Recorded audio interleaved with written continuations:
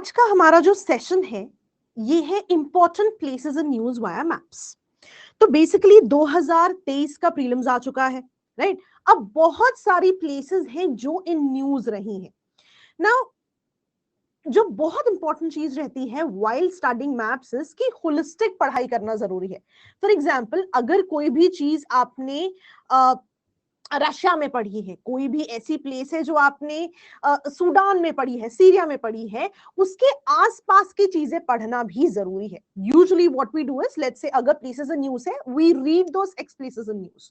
सो आज का सेशन जो है रैपिडली रिवाइज करेगा हमें कुछ स्पेसिफिक चीजें जो मैप में थी, कुछ स्पेसिफिक प्लेसेस जो मैप में थी, but apart from that in and around जो है उनकी प्लेसेस वो भी रहेंगी।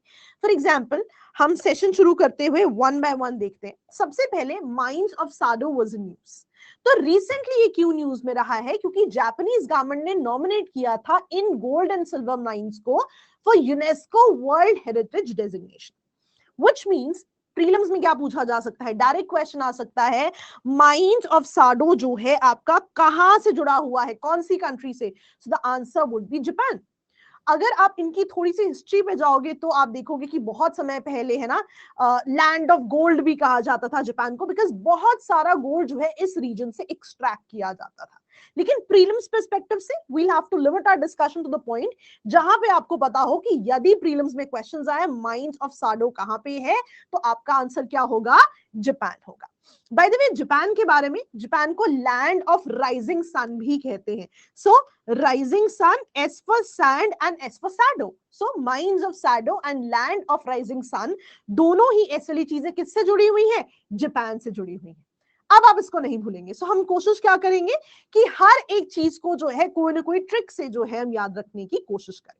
नाउ पहली चीज हमारी हो गई, बट अब हमें क्या करना है, rather than moving on to the next place in news directly, हम जापान से जुड़ी हुई सारी की सारी चीजें यहां पढ़ लेंगे। Japan, China, East Asia.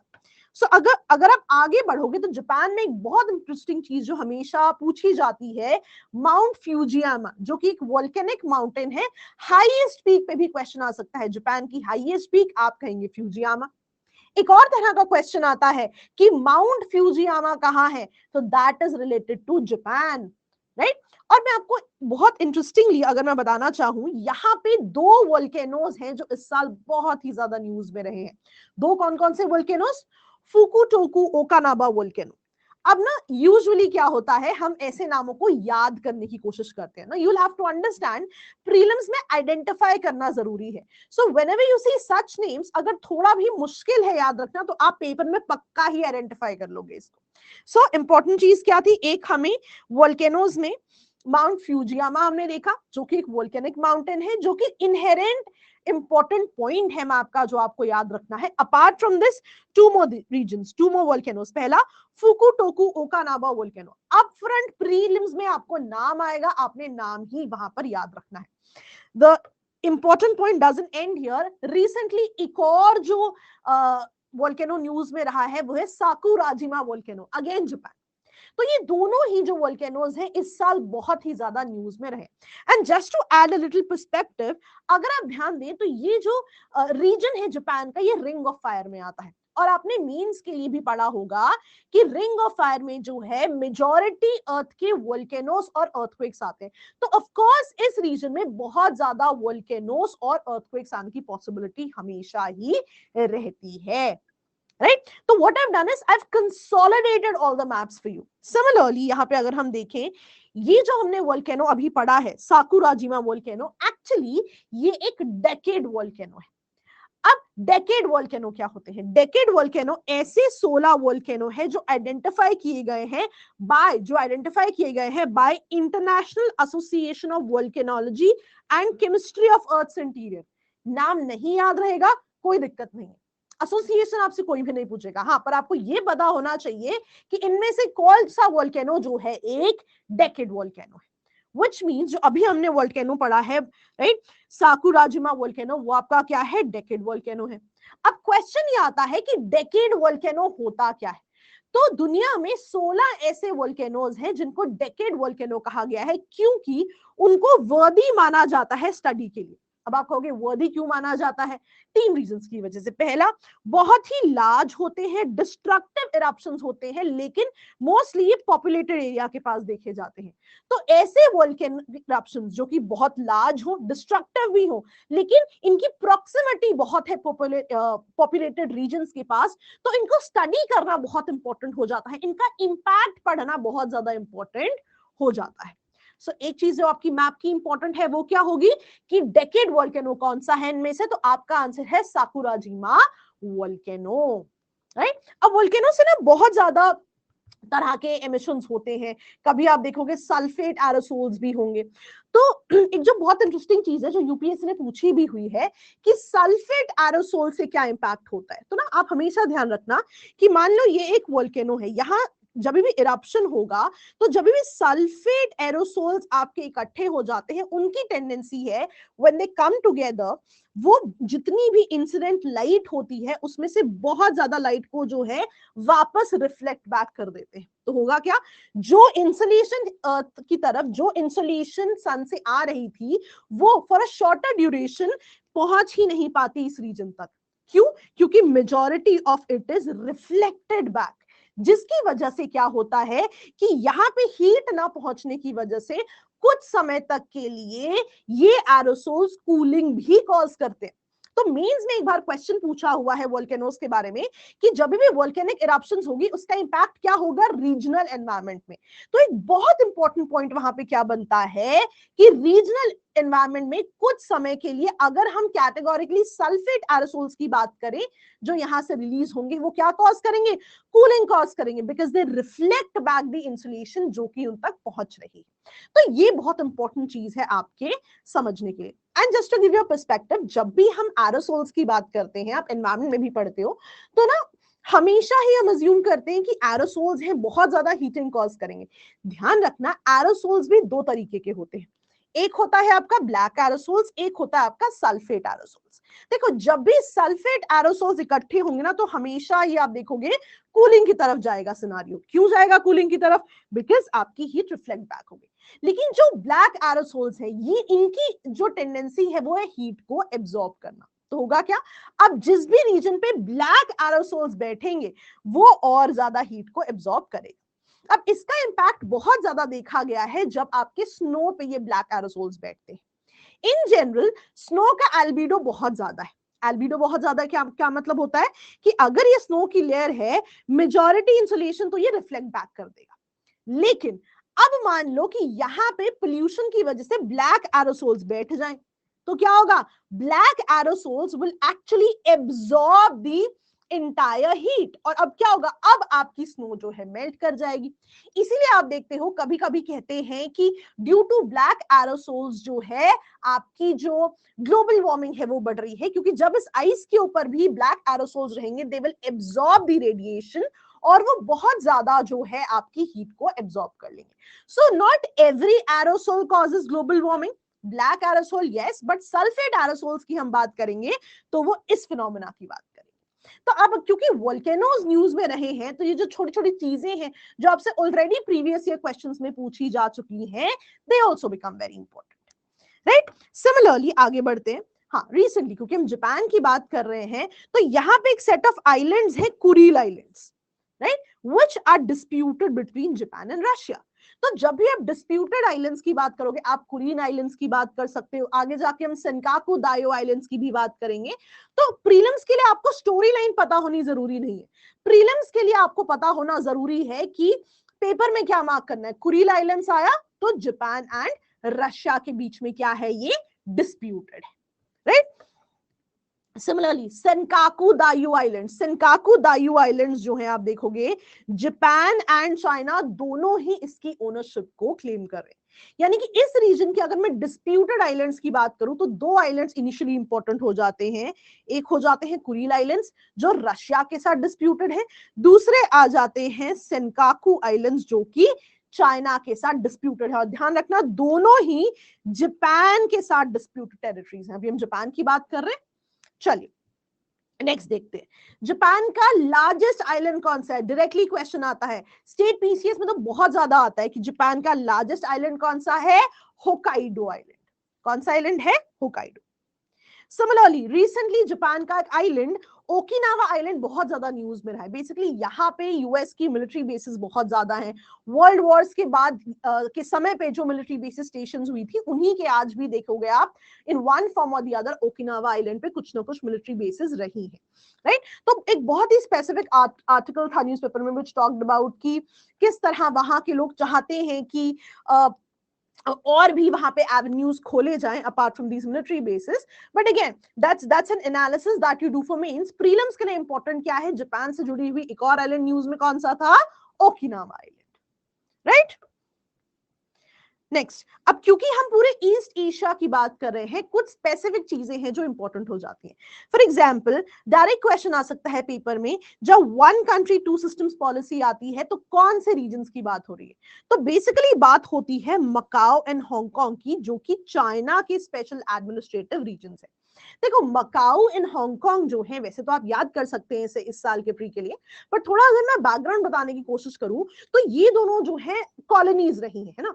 आप देखोगे कि एक ब्रिटिश कॉलोनी रही, एक पोर्तुगल के पास रही। तो जब ये वापस हुई तो बेसिकली कुछ कुछ कंडीशंस पे वापस हुई है ना। सिंपल शब्दों में अगर मैं बताऊं तो डिफेंस एंड डिप्लोमेसी जो है चाइना यहाँ की गवर्न करता है, बिल्कुल बाकी जो चीजें हैं वो इंडिपेंडेंटली ये कंट्रीज जो है गवर्न करती है। बट हांगकांग में बहुत ही ज्यादा प्रोटेस्ट चल रहे हैं कि चाइना जो है उनकी ऑटोनॉमी को इंपैक्ट करने की कोशिश कर रहा है। This is what different newspapers are saying. So the important thing being, इनको वन कंट्री टू सिस्टम्स क्यों कह रहे हैं, क्योंकि बेसिकली कहीं ना कहीं एडमिनिस्टर चाइना ही कर रहा है। बट इनके साथ जब ये कॉलोनी से वापस चाइना के पास आई थी तो वहां पे डिसाइड हुआ था कि इनकी कुछ जो सब्जेक्ट्स हैं ये इंडिपेंडेंटली ये कंट्रीज देखेंगी और कुछ चीजें like defence and diplomacy China जो है गवर्न करेगा। That is why it says one country but two systems, right. तो डायरेक्ट क्वेश्चन आएगा मकाऊ और हांगकांग जो है किससे जुड़ा हुआ है, या फिर one country two systems policy कौन सी दो रीजन से जुड़ी हुई है। So your answer would be Macau and Hong Kong. Similarly अगर हम आगे की बात करें, वाटर बॉडीज कौन सी है यहाँ पे। अब वाटर बॉडीज में अगर आप देखें, राइट, जापान के पास अगर आप देखें you have East China Sea and South China सी।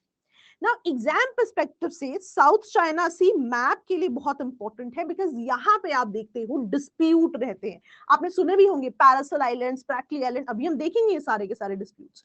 तो आप देखेंगे वाटर बॉडीज की जब हम बात करते हैं, Yellow Sea, Sea of Japan, तो आप अगर आप ध्यान से देखें, मैं इसको थोड़ा सा आपको बताने की कोशिश करती हूँ, राइट। तो अगर हम जापान की बात करें, जापान और जो आपका कोरियन पेनिनसुला है, जापान और कोरियन पेनिनसुला, आप देखिए सी ऑफ जापान आ रहा है वहां, राइट। सिमिलरली कोरियन पेनिनसुला और चाइना, यहां पे आप देखिए येलो सी आ रहा है, राइट। तो अगेन डायरेक्ट क्वेश्चन आ सकते हैं, sea of Japan is surrounded by, तो वहां पे आपको कोरियन पेनिनसुला और जापान की बात करनी पड़ेगी। Yellow sea is surrounded by, तो yellow sea is surrounded by वाले रीजन में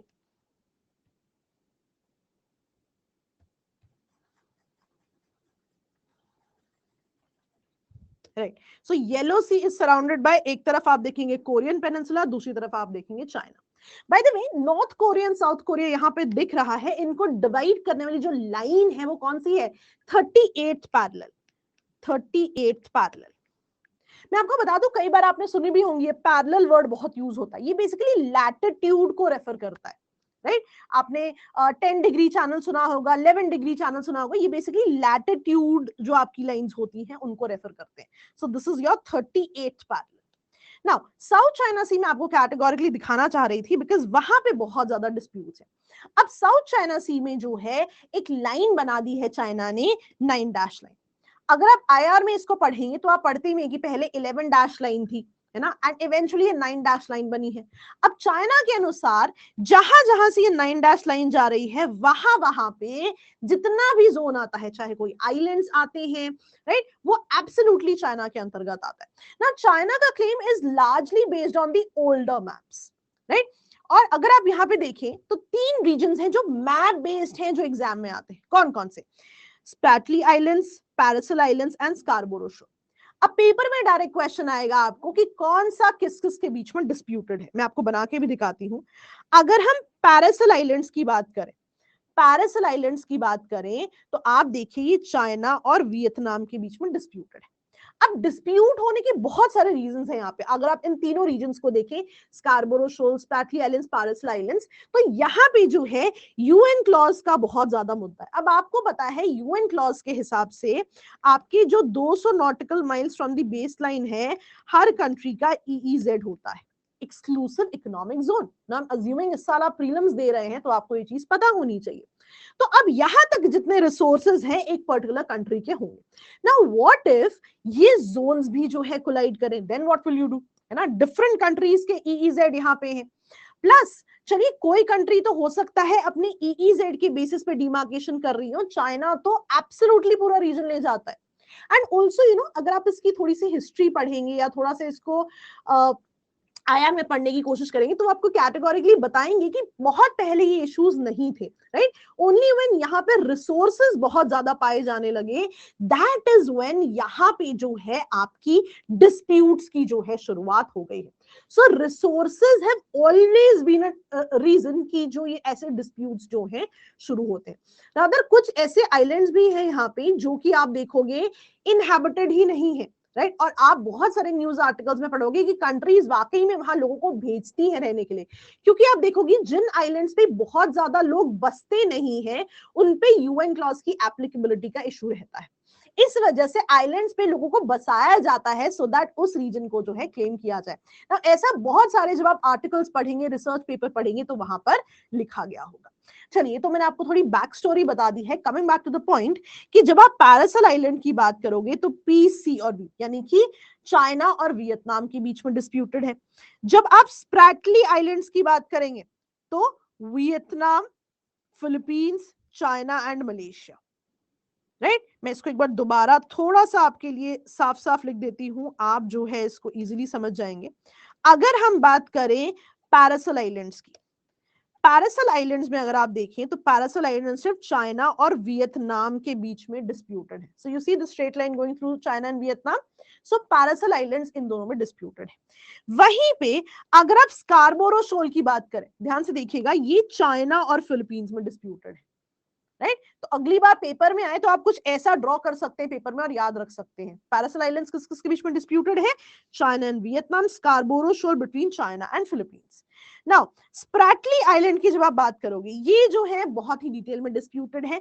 आप देखोगे China, Philippines, Malaysia and Vietnam, चार बेसिक जो है कंट्रीज हैं जो कि इन पे अपना जो है रीजन की बात करती है, right.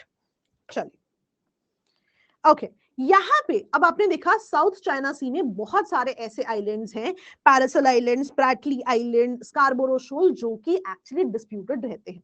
Now to more islands जो कि फ्लैश पॉइंट बनते जा रहे हैं, आप देखो नातूनास आइलैंड, राइट। अब नातूनास आइलैंड में क्या होगा, राइट। नातूना आइलैंड जो है एक नया फ्लैश पॉइंट माना जा रहा है आपके साउथ चाइना सी डिस्प्यूट का। आप देखोगे दिस इज नातूनाज आइलैंड। तो कई बार देखा गया है चाइना यहाँ पर इलीगल फिशिंग की जो है कोशिश करता है, ये उनके जोन में नहीं आता है। तो दो आइलैंड्स आप याद रखोगे, नातूना आइलैंड्स एंड प्राटिश आइलैंड्स। दोनों ही आइलैंड्स जो है डोंगशा आइलैंड्स भी कहते हैं इन्हें, ये साउथ चाइना सी डिस्प्यूट के जो है लेटेस्ट टू फ्लैश पॉइंट्स है। तो अगर इस पूरे रीजन के डिस्प्यूटेड आइलैंड्स हम देखने की कोशिश करें, पहला कौन सा था आपका? Kuril islands. Kuril islands were disputed between Japan and Russia. Then उसके बाद यू हैड सेनकोकू या Diaoyu islands, they were disputed between Japan and China.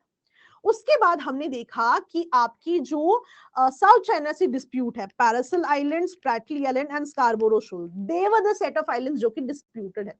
Apart from this दो new flash points, Nathuna's Islands and Pratas Islands.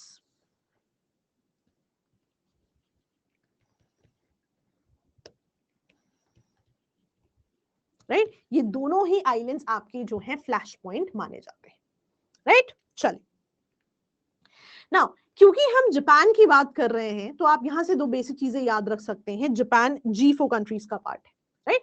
कभी कभी ना हमें exactly याद नहीं आता, लेकिन जब आप इस क्लास को याद करोगे तो यूल रिमेंबर कि जब हम जापान की बात कर रहे थे तो हमने वहां पे G4 पढ़ा था। So India, Japan, Brazil and Germany, right. Everything that you learn is very important here, right. Again quad group, ये तो सभी को पता है, राइट? नहीं पता है तो बेस्ट पार्ट बीइंग कि अभी एग्जाम में टाइम है, will revise everything. Similarly quad group की बात करते हैं, अगेन इंडिया जापान, आप यहाँ पे देखिए कभी कभी ना क्वेश्चन आ जाता है, which of the following are common between G4 and Quad, तो आपका आंसर क्या होगा? India and Japan. So the next time you get a question about Japan, think about this lecture in sequence. आपको absolutely याद आएगा, right? चलिए, okay, reverse की बात कर लेते हैं। चाइना में आपको बस नाम याद होना चाहिए। कभी कभी ना they ask you certain rivers, Yellow River, Yangtze River, Pearl River, ये तीनों मोस्ट इंपॉर्टेंट रिवर्स हैं जो कि चाइना से जुड़ी हुई हैं। डायरेक्ट क्वेश्चन आएगा ना, you don't get questions on the basis of their origin, you get questions कि ये कौन सी कंट्री में पाई जाती हैं। बहुत सारे रिवर्स आप देखेंगे जो आप डिफरेंट कंट्रीज में पढ़ते हैं, वो पूछी जाती हैं कि किन कंट्रीज से जुड़ी हुई है, राइट? या कभी कभी ऐसे भी क्वेश्चंस आते हैं, where do they fall in, तो वो रिवर्स जो वो रहेंगी जो आपकी न्यूज में बहुत ज्यादा रहती है। तो इसी को अगर हम कंटिन्यू करें तो यहाँ पे डेजर्ट्स, हाँ deserts again very important part. जब हम ईस्ट एशिया की बात करेंगे, यहाँ पे एक स्पेसिफिक डेजर्ट है विच इज इंपॉर्टेंट। आप देखोगे कि मंगोलिया और चाइना दोनों में रहेगा, ये आपका है गोबी डेजर्ट। अब गोबी डेजर्ट ना कई बार हमें लगता होता है कि एक कंट्री में है, बट ध्यान देना गोबी डेजर्ट जो है मंगोलिया और नॉर्थ चाइना में, सो बेसिकली 2 कंट्रीज में ट्रैवर्स करता है। कई बार कुछ स्पेसिफिक डेजर्ट के क्वेश्चंस आ जाते हैं, मान लीजिए Gobi desert lies in 2 countries, मान लीजिए किसी लेक पे क्वेश्चन आ गया इंडिया की, पहले भी आया हुआ है कि ये 2 स्टेट्स में लाई करती है, तो अगर किसी के साथ कोई स्पेसिफिक पॉइंटर जुड़ा हुआ है वो भी हम आपको यहाँ पे बताएंगे। So Gobi desert again Mongolia and North China, very very simple, right? GM crops याद रखते हो तो जीएम याद रखना है, राइट? चाइना तो आपको अपने आप याद रहेगा, GM, Gobi desert, Mongolia and China, right? I hope आपको लेसन समझ में आ रहा है।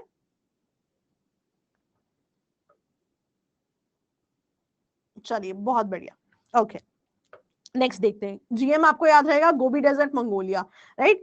आप जीएमसी भी याद रखना चाहते हैं तो आपकी मर्जी है, बट जीएम आप जरूर याद रखिएगा कि इनिशियल पॉइंट आपको जो है याद हो जाए। कई लोग इसको जीएम क्रॉप से भी याद रखते हैं, right? GMC, GM crops, Gobi desert, Mongolia and China, so ये भी एक तरीका हो सकता है याद रखने का। अगेन आगे बढ़ते हैं। अब अगर आप देखो तो हम अगर अपनी पहली स्लाइड पे जाने की कोशिश करें तो that was mines of Sado, एक हमारा प्लेस इन न्यूज था, but we studied everything around it, कि उससे जुड़ा हुआ क्या क्या है। So the only way to read maps is not to read every point individually. Why people face problems in maps? क्योंकि आप इंडिविजुअली चीजों को पढ़ते हैं। अब आपने कनेक्ट करके पढ़ लिया है, अब आप इन चीजों को कभी भी नहीं भूलेंगे। सिमिलरली एक जो और न्यूज यहाँ पे इंपॉर्टेंट हो जाती है, एक पर्टिकुलर गैस फील्ड है जो बांग्लादेश में रिसेंटली डिस्कवर हुआ है, राइट? कोयलास्तिला।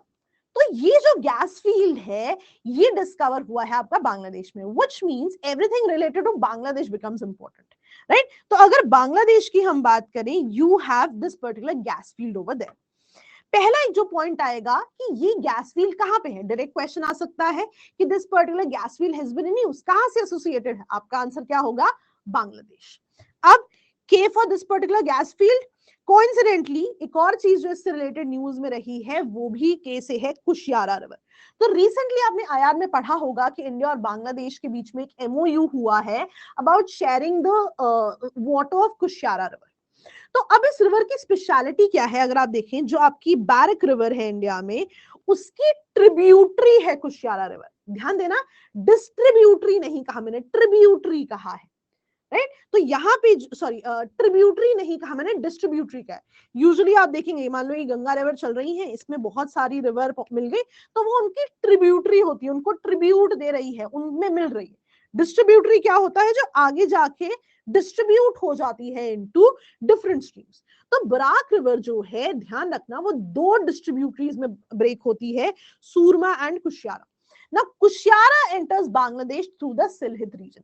तो कुशियारा रिवर में आपको पता है, या वैसे तो नहीं भी पता तो इट्स ओके, इस पे क्वेश्चन ऐसा नहीं आएगा कि क्यों हुआ है, क्वेश्चन आएगा आइदर कुशियारा रिवर पे या फिर इसकी जिसकी डिस्ट्रीब्यूटरी है बराक रिवर पे।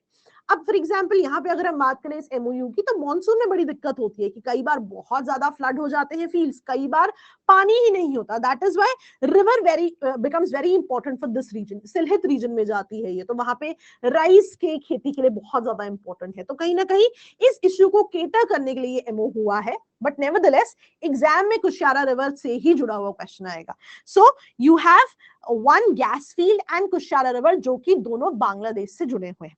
अब बांग्लादेश में ही एक और सिलहित सिलचर फेस्टिवल जो है इस बार इसकी न्यूज में रही है। तो बेसिकली आप देखोगे कि सिलचर, राइट, बराक वैली असम, सिलचर असम सुना होगा आपने, और सिलहित बांग्लादेश। अभी हमने सिलहित की बात की थी जब हमने बात की थी कि ये रिवर जो है सिलहित रीजन से होके जा रही है। तो यहाँ पे एक आपका फेस्टिवल है सिलहित सिलचर फेस्टिवल, वो भी बांग्लादेश और इंडिया से ही जुड़ा हुआ है, राइट। तो कल्चर का भी एक पॉइंट हमने यहाँ पर कर लिया। सिमिलरली अब दो पोर्ट्स हैं यहाँ पे जो इंपॉर्टेंट है इंडिया बांग्लादेश की, जब हम बात कर रहे हैं, राधा सिर्फ बांग्लादेश की जब हम बात कर रहे हैं। एक है मोंगला पोर्ट, एक है चट्टोग्राम पोर्ट।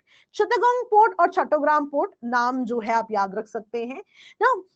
पोर्ट्स की पोजीशंस भी मैं आपको क्यों दिखा रही हूँ, कभी कभी वर्ल्ड लेवल पे क्वेश्चन आ जाता है कि जितने भी 4-5 पोर्ट्स दिए हुए हैं और आप उनको ईस्ट टू वेस्ट या वेस्ट टू ईस्ट जो है इसमें जो है आप इनको अरेंज कीजिए। That is why the positions also become important. मान लीजिए मैंने ईस्ट टू वेस्ट कर दिया, तो आपको पता होना चाहिए पहले चट्टोग्राम आता है फिर मोंगला आता है। वैसे तो चलिए ईस्ट टू वेस्ट में आप याद रख सकते हैं कि जो अल्फाबेट पहले आता है सी, उसका पोर्ट पहले है, जो अल्फाबेट बाद में आता है उसका पोर्ट जो है बाद में, राइट। ये एक तरीका हो सकता है याद रखने का, लेकिन आपको याद रखना है कि मोंगला पोर्ट और चट्टोग्राम पोर्ट किससे जुड़े हुए हैं, आपके बांग्लादेश से जुड़े हुए हैं, राइट। सिमिलरली यहाँ पे वेरी इंटरेस्टिंगली यहाँ पे एक आइलैंड की भी बात होती है, 1-2 साल पहले बहुत न्यूज में था, बाशन चार आइलैंड, राइट, बाशन चार आइलैंड, राइट। आपने अगर प्रीवियस ईयर पेपर सॉल्व करें तो आपने रोहिंग्यास के बारे में क्वेश्चन पढ़ा होगा।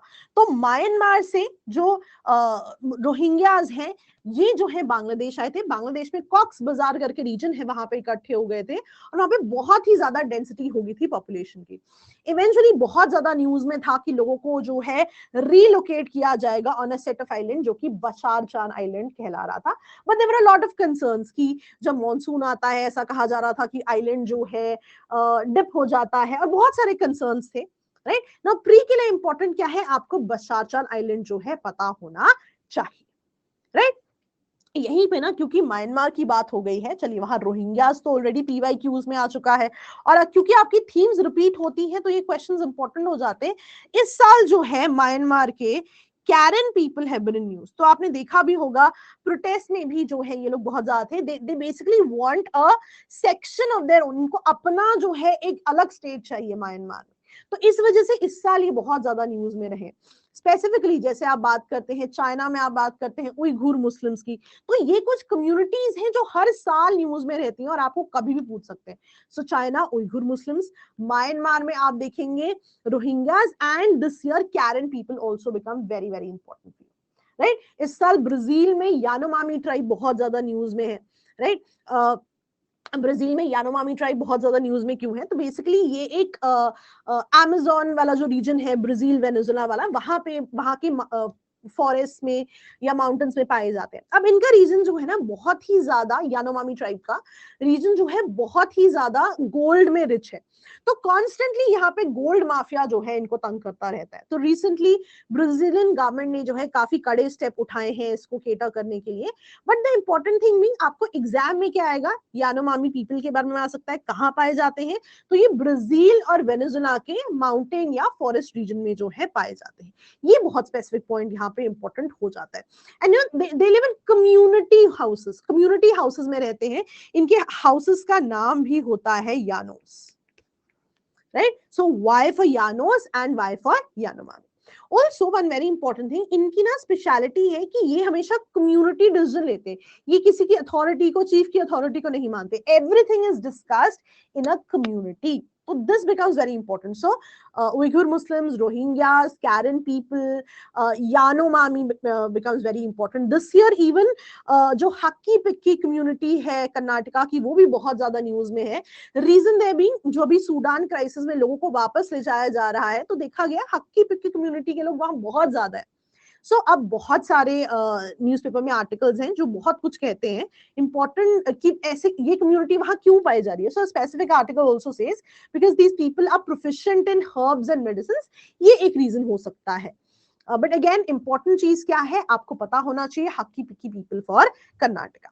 अब भूलोगे आप क्यों नहीं, आप देखो कितनी बार तो के आ गया इनके नाम में, हक्की पिक्की 4 बार के आ गया, याद रखना आपने, कर्नाटका से जुड़े हुए. राइट, बहुत बहुत छोटी छोटी चीजें हैं, ये लगता होता है कि seem very childish but paper में बहुत काम आएंगे. अगेन रिसेंटली जो है ग्रोनिजन गैस फील्ड जो है न्यूज में रहा है, लार्जेस्ट नेचुरल गैस फील्ड है ये यूरोप का, और नीदरलैंड जो है category wants to shut it down because of safety concerns. Right, तो डायरेक्ट क्वेश्चन आएगा कि ये कहां पर जुड़ा हुआ है, तो आप नीदरलैंड की यहाँ पे बात कर सकते हो. So there were 2 gas fields which were really news this year. One जो आपका बांग्लादेश से जुड़ा हुआ है, दूसरा जो आपका नीदरलैंड से जुड़ा हुआ है. कैटेगोरिकली आप यूरोप की बात वहां पर कर सकते हो. राइट, अब क्योंकि नीदरलैंड की बात करें तो मैं आपको बता दूं, a lot of times Netherlands को हम नॉर्डिक कंट्री मान लेते हैं. Right, Netherlands is not a Nordic country. मैं आपको बता दूं नॉर्डिक कंट्री कौन कौन सी है, मैं आपको दिखाती हूं. डेनमार्क, राइट, अगेन फिनलैंड, अब देखिए Iceland, Norway, Sweden, Faroe island ये भी डेनमार्क के अंतर्गत आते हैं, ग्रीनलैंड ये भी डेनमार्क के अंतर्गत आते हैं. अगेन एक आइलैंड करके ऑटोनोमस रीजन है, ये फिनलैंड से जुड़ा हुआ है. सो वेरी इंपॉर्टेंटली याद रखना है, मैं आपको दिखा रही हूँ, नीदरलैंड भी कभी कभी हमें लगता है as a Nordic country but it is not a Nordic country. Right, Denmark, Finland, Sweden, Norway, Denmark के ही अंतर्गत आपका फेरो आइलैंड और ग्रीनलैंड आता है. आइसलैंड यहाँ पे और आप ऐड कर लीजिए. एंड रीजन ऑफ आइलैंड ये ऑटोनोमस रीजन है, ये भी फिनलैंड से जुड़ा हुआ है. तो ये आपकी जो है नॉर्डिक कंट्रीज कहलाती है. So this also becomes very important this year. Now again यहाँ पे एक जो बहुत इंपॉर्टेंट चीज आप पढ़ते हो, हर बार आप पढ़ते हो, स्वालबार्ड सीड वॉल्ट भी होती है. राइट, अब ये सीड वॉल्ट क्या है, बेसिकली क्रॉप डिवर्सिटी. बिल्कुल ही यहाँ पे आप देखोगे एक बैकअप फैसिलिटी है, क्रॉप डिवर्सिटी है. तो बेसिकली ये नॉर्वेजियन आइलैंड ऑफ स्पिट्सबर्जन में है. राइट, अब आप देखोगे कि बहुत ज्यादा ना ठंडी जगहों पे इनको रखा जाता है सो दैट टेम्परेचर बहुत कम होता है, तो ये बहुत ज्यादा जल्दी ना ऑफ कोर्स खराब नहीं होंगी. वैसे तो चलिए बहुत ही ज्यादा इसे क्रायो टेम्परेचर कहते हैं, बहुत कम होता है, पर मैं आपको एक बहुत छोटी सी चीज बताती हूँ, आप रिलेट कर पाओगे. एक बार यूपीएससी ने सवाल पूछा कि फ्रिज में चीजें खराब क्यों नहीं होती, तो रीजन क्या था कि जब आप चीज को फ्रिज में रखते हो तो उस टेम्परेचर पे जो है बैक्टीरिया जो है, जो भी चीज की हम बात कर रहे हैं, वो जल्दी खराब नहीं होती, इवॉल्व नहीं हो पाता उतनी जल्दी. आप देखोगे कुछ बहुत स्पेसिफिक बैक्टीरिया भी होते हैं जो गर्म रीजन में ही पाए जाते हैं. सो जब टेम्परेचर बहुत कम ठंडा होता है तो it takes time for the thing to let's say खराब हो जाओ. दैट इज वाई फ्रिज में चीजें ज्यादा देर फ्रेश रहती है. तो ये तो मैंने आपको बहुत छोटे लेवल की बात बताई है. आप इमेजिन कीजिए एक सीड वॉल्ट जहां पे इतना ज्यादा कम टेम्परेचर हो, तो ऑफकोर्स जो ग्रोथ ऑफ दोज बैक्टीरिया है जो कि चीजों को खराब कर रहा है, वो कितना ज्यादा स्लो हो जाएगा. तो ये चीज आपने याद रखनी है. इंडिया में भी अगर ऐसी फैसिलिटी की बात की जाए, लद्दाख उससे जुड़ा रहता है, कोल्ड डेजर्ट है इंडिया का, बहुत ही ज्यादा कम टेम्परेचर वाले रीजन वहां पर भी पाए जाते हैं. नेक्स्ट, स्कॉटलैंड इस साल न्यूज में था. स्कॉटलैंड क्यों न्यूज में था, स्कॉटलैंड ने एक बार फिर इंडिपेंडेंस का रेफरेंडम किया है, ये अलग होना चाहते हैं, but of course it was not approved. वहां के सुप्रीम कोर्ट ने कहा कि जब तक यूके की पार्लियामेंट इसके लिए हामी नहीं भरती, आप ऐसा रेफरेंडम नहीं कर सकते. अभी मैं आपको क्यों बता रही हूं, पिछले साल देखा गया है ऐसे क्वेश्चंस आए हैं जहां पे पूछा गया है कि why some place was a news. Right, पिछली बार ऐसे क्वेश्चंस आए हैं जहां पे नेम ऑफ द रीजन लिखा है और ये न्यूज में क्यों थे वो दिया हुआ है. राइट, तो जो भी चीजें स्पेसिफिक टू दीज रीजंस रही हैं न्यूज में, वो हम जरूर देखेंगे. जैसे हमने नीदरलैंड्स की बात की, हमने नॉर्डिक कंट्रीज की बात की, वहीं पे इसी रीजन में जब हम बात करते हैं स्कॉटलैंड की, तो वहां पे न्यूज में क्यों रहा है, बिकॉज इंडिपेंडेंस की रेफरेंडम यहाँ पर करने की बात हुई थी. Right, which was of course not successful, but paper में हमेशा आ सकता है. सिमिलरली आप देखेंगे ग्रेट ब्रिटेन और यूके में भी बहुत ज्यादा लोगों को जो है कंफ्यूजन रहता है. तो मैं आपको बता दूं, स्कॉटलैंड, इंग्लैंड एंड वेल्स ये ग्रेट ब्रिटेन कहलाता है.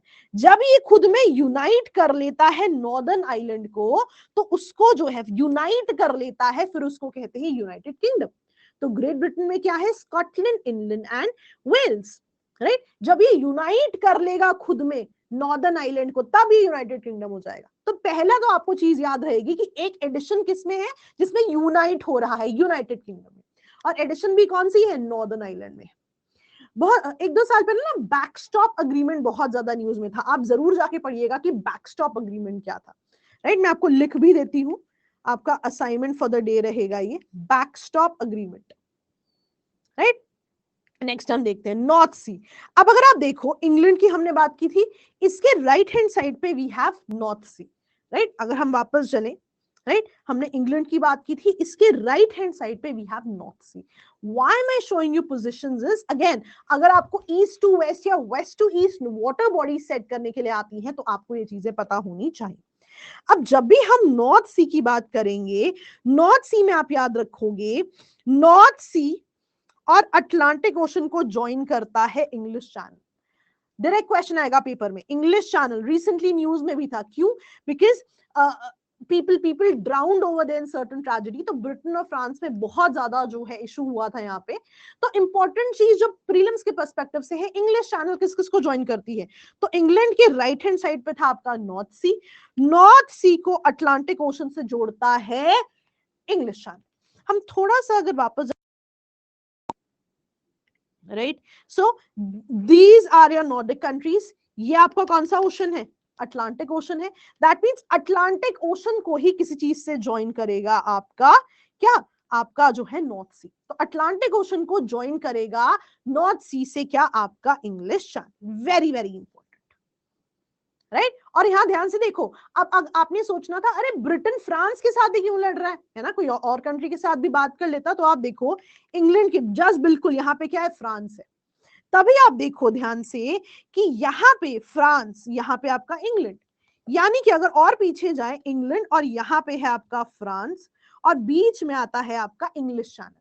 अब इंग्लिश चैनल में यदि कुछ होगा तो ऑफ कोर्स कौन सी दो कंट्रीज लड़ेंगी, वही दो कंट्रीज लड़ेंगी जो बिल्कुल इसके पास है। दो ही कंट्रीज बनती हैं, यहाँ पे England and then France, simple. तो यही चीजें आपने उस पेपर में करनी है। हम गलती क्या करते हैं, हम सारे के सारे 500 जो चीजें न्यूज में हमको इंडिविजुअली पढ़ते हैं।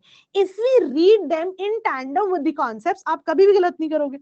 अब आप कभी नहीं भूल सकते कि इंग्लिश के लिए ब्रिटेन और फ्रांस क्यों लड़े थे इंग्लिश चैनल के, क्योंकि आप देखो इंग्लिश चैनल के एक तरफ इंग्लैंड है, उसके दूसरी तरफ क्या है, फ्रांस है, राइट। अब इंग्लिश चैनल को हमने देखा पक्का ही पक्का अटलांटिक ओशन को किसी चीज से ज्वाइन करेगी, तो दूसरी तरफ आपका क्या है, नॉर्थ सी। Very simple. और आगे बढ़ते हैं। अब आप देखो इंग्लिश चैनल की जब हमने बात की थी, इंग्लिश चैनल और नॉर्थ सी, इन्हें क्या जो है जोड़ रहा है, हमने पहले क्या पढ़ा था कि अगर मैं बात करूं इंग्लिश चैनल किस किस को जोड़ती है, तो वो नॉर्थ सी और नॉर्थ अटलांटिक ओशन को कनेक्ट करती है।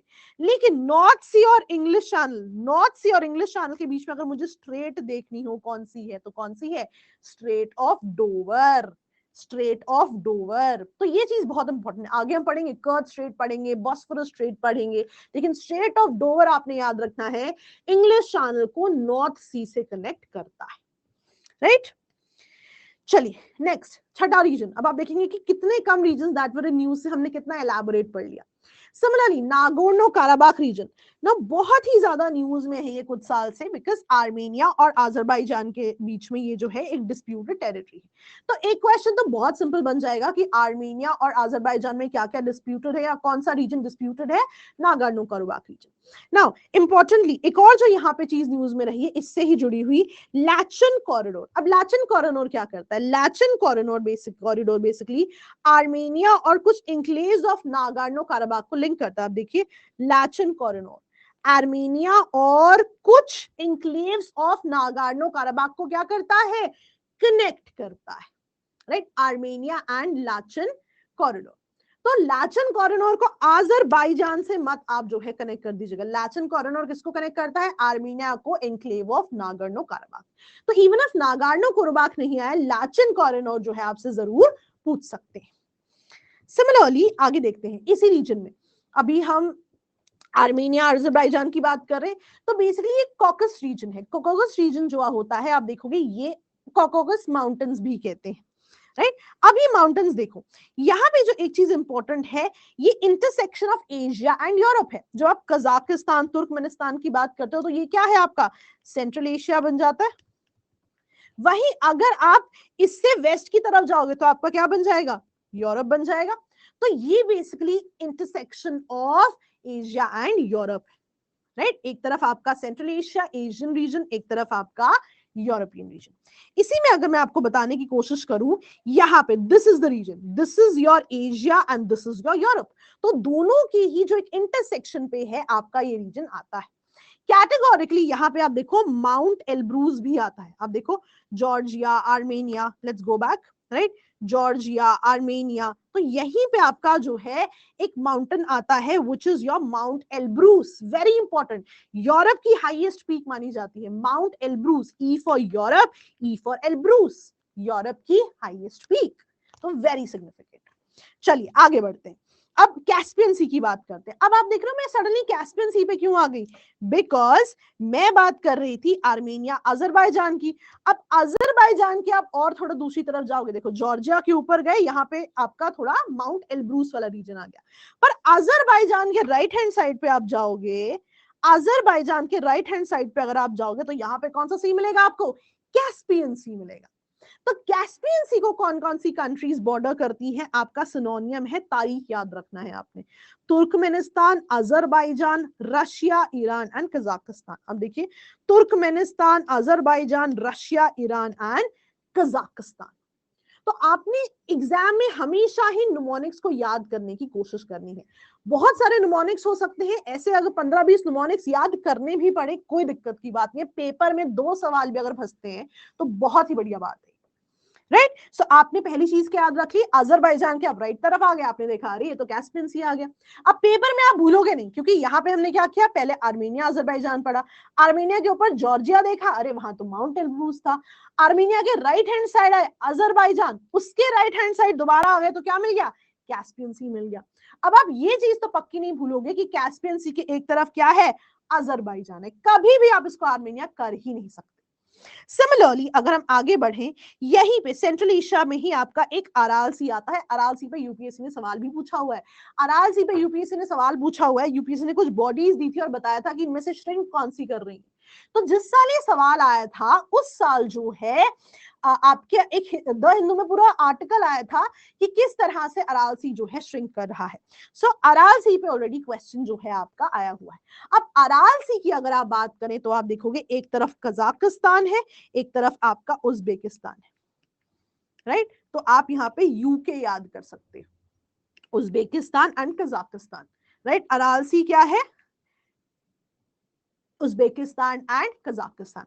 आपने ना करंट अफेयर्स में ऑकस पढ़ा होगा, राइट, आपने पूरा ऑकस के बारे में आईआर में पढ़ा होगा, तो जो आपका AUK है ये आपका जो है अराल सी को रिप्रेजेंट कर रहा है, याद करने का तरीका है, ट्रिक है। तो Aral Sea, Uzbekistan and Kazakhstan, right. चलिए सिमिलरली नेक्स्ट आ जाते हैं हम, अराल सी की हम बात कर चुके हैं।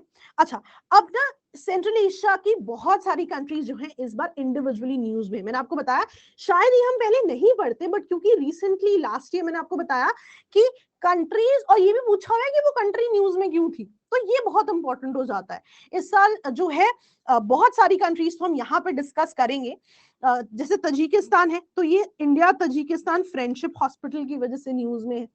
किर्गिस्तान आप पढ़ोगे तो वायलेंट क्लैशेस थे between Kyrgyzstan and Tajikistan. Uzbekistan पढ़ोगे तो अनरेस्ट ब्रोक आउट, अब ये तो याद रहेगा, U for Uzbekistan, U for unrest, कि उज्बेकिस्तान में अनरेस्ट हो गया था, इसकी वजह से it was in news, again भूलोगे नहीं।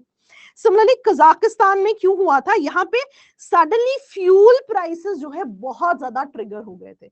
कजाकिस्तान वेरी वेरी इंपॉर्टेंट, क्योंकि ऐसी कंट्रीज जहां पे सडनली फ्यूल प्राइसेस बढ़ जाते हैं या करेंसी अप्रिशिएट डिप्रिशिएट हो जाती है, उनके आने की प्रोबेबिलिटी रहती है। So Kazakhstan is very very important.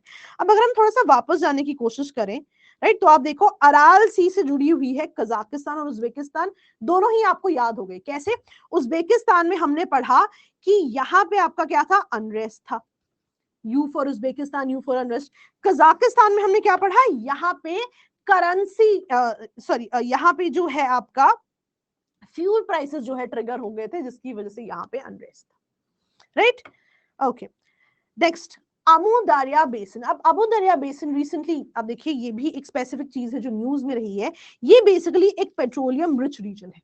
तो डायरेक्ट पेपर में क्वेश्चन आ सकता है कि अमू दरिया बेसिन क्यों इंपॉर्टेंट है, तो आप लिखेंगे ये जो है पेट्रोलियम रिच रीजन है। अब कैटेगोरिकली आप देखो, सेंट्रल एशिया की कुछ कंट्रीज के अलावा, सेंट्रल एशिया की कुछ कंट्रीज के अलावा दो एक्स्ट्रा कंट्रीज है यहाँ पे आप देखोगे, Afghanistan and Iran, Afghanistan and Iran, right. चलो अफगानिस्तान तो आप भूल ही नहीं सकते बिकॉज इट स्टार्ट्स विद ए, अमू दरिया, राइट। ईरान आपको एडिशनली जो है याद रखना पड़ेगा, right. By the way Amu दरिया रिवर भी सेंट्रल एशिया में है, अगर आप देखें दिस इज अमू दरिया रिवर। तो दो रिवर्स आप देखिए, सार दरिया रिवर एंड अमूर दरिया रिवर, ये भी आपकी सेंट्रल एशिया वाले रीजन में जो है आती है, राइट। चलिए, आई होप आपको लेक्चर समझ में आ रहा है। चलिए, ओके, नाउ कराकुम डेजर्ट की बात करते हैं। दो डेजर्ट्स है सेंट्रल एशिया में which are very very important, एक है आपका कराकुम डेजर्ट, एक है आपका किजलकुम डेजर्ट। चलिए, कराकुम डेजर्ट क्या होता है, कराकुम क्या होता है तो नहीं, चलिए कराकुम डेजर्ट के लिए जो इंपॉर्टेंट पॉइंट है, आपको ये तो पता है कि कराकुम और किजलकुम जो है सेंट्रल एशिया में है, लेकिन आप देखोगे कराकुम के लिए जो इंपॉर्टेंट है, तुर्कमेनिस्तान का ऑलमोस्ट 70% रीजन ये जो है कवर करती है, तुर्कमेनिस्तान का 70% रीजन जो है कवर करती है। आप देखिए Karakum desert. On the contrary Kyzylkum desert की आप बात करो तो ये शेयर होता है कहां कहां पे, Kazakhstan, Turkmenistan and Uzbekistan, Kazakhstan, Turkmenistan and Uzbekistan. अगर आप देखिए उज्बेकिस्तान और कजाकिस्तान आपको बिल्कुल याद है, क्यों याद है, क्योंकि अभी हमने देखा था कि ये किससे जुड़े हुए थे, अराल सी से जुड़े हुए थे। तो जो अराल सी से जुड़ी हुई कंट्रीज हैं, वही कंट्रीज आप देखिए आपकी किजलकुम डेजर्ट से, किजलकुम डेजर्ट में ही जो आपकी कंट्री है तुर्कमेनिस्तान, राइट। अब तुर्कमेनिस्तान दो डेजर्ट से जुड़ा हुआ, पहला डेजर्ट कौन सा है, किजलकुम डेजर्ट, दूसरा जो कि यहाँ पे मेजॉरिटी पाया जाता है, 70% ऑफ तुर्कमेनिस्तान क्या कवर करता है, कराकुम डेजर्ट कवर करता है। तो दोनों ही डेजर्ट्स आपके लिए बहुत ही ज्यादा इंपॉर्टेंट हो जाते हैं, ठीक है जी। चलिए आगे बढ़ते हैं। अब एक असाइनमेंट है आपके लिए, आपने आज़गाबाद अग्रीमेंट में पढ़ना है कौन कौन सी कंट्रीज आती है। तो सेंट्रल एशिया भी यहाँ पे एक बहुत इंपॉर्टेंट रोल जो है प्ले करेगा। सो this is assignment for you कि आप इसको जाके चेक करिए कि कौन कौन सी कंट्रीज यहाँ पर होती है। नेक्स्ट, आईएनएसटी कॉरिडोर भी इससे जुड़ा हुआ है ना। आईएनएसटी कॉरिडोर में आपने याद रखना है, सबसे पहले मल्टी मोडल ट्रांसपोर्टेशन है। मल्टी मोडल क्या होता है कि एक सिंगल मोड नहीं, आप देखिए सी, रोड, रेल, ये सब रहेगा। अब यहाँ पे जो क्वेश्चन आता है, देखिए मैप आप सबको पता है, इंपॉर्टेंट चीज जो क्वेश्चंस में आती है कि ये कौन से रीजन से होकर गुजर रही है, तो आप देखोगे कैस्पियन सी के पास या अजरबैजान से होकर गुजरेगी।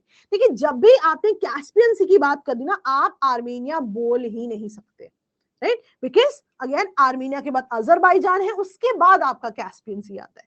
So this becomes very very important, right. तो ऐसे कुछ छोटे छोटे क्वेश्चंस जो हैं आपको एग्जाम में आ सकते हैं।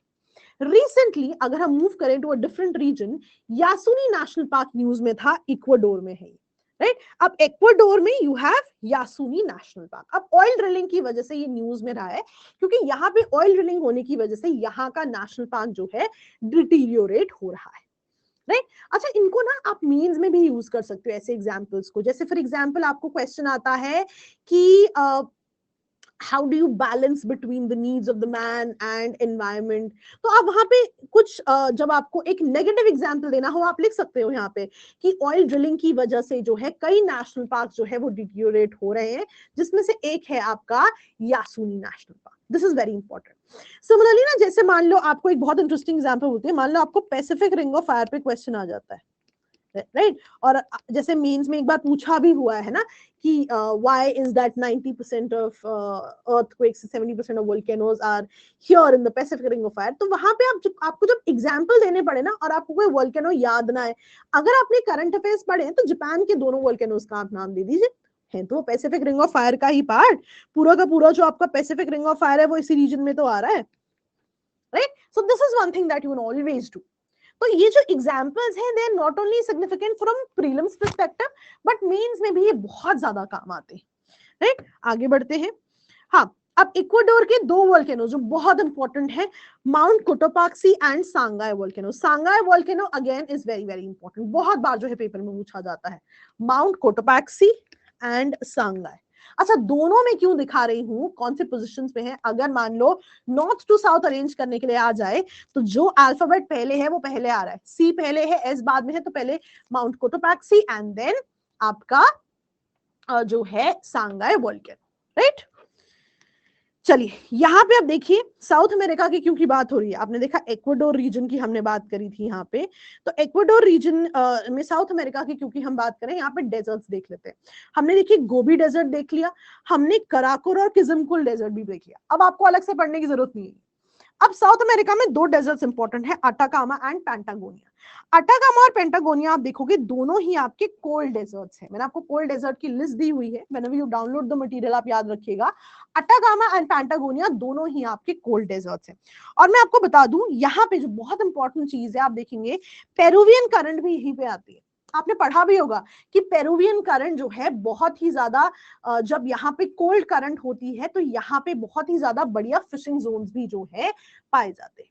राधा ने यूपीएससी में सवाल भी पूछा हुआ पिछले साल की फिशिंग इंडस्ट्री कहाँ कहाँ बढ़िया होती है, तो 3 जगह हैं जहां पे फिशिंग इंडस्ट्री जो है बहुत ही ज्यादा बढ़िया होती है, राइट। पहला है आपका ये रीजन, राइट, जापान के पास वाला रीजन, कि जहां पे आपका ओआशियो और कुरोशियो करंट मिलेगी। अब मान लो ना याद रहे कि ओआशियो पोल से आ रही है, कुरोशियो कहां से आ रही है, तो आपने ओके याद रखना है।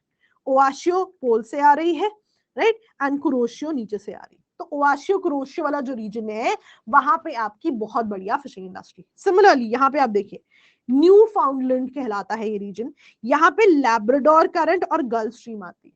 सिमिलरली तीसरा ब्राजीलियन करंट, एंड यहां से आपकी एक और करंट आती है जिसे फाकलैंड करंट कहते हैं, Falkland current.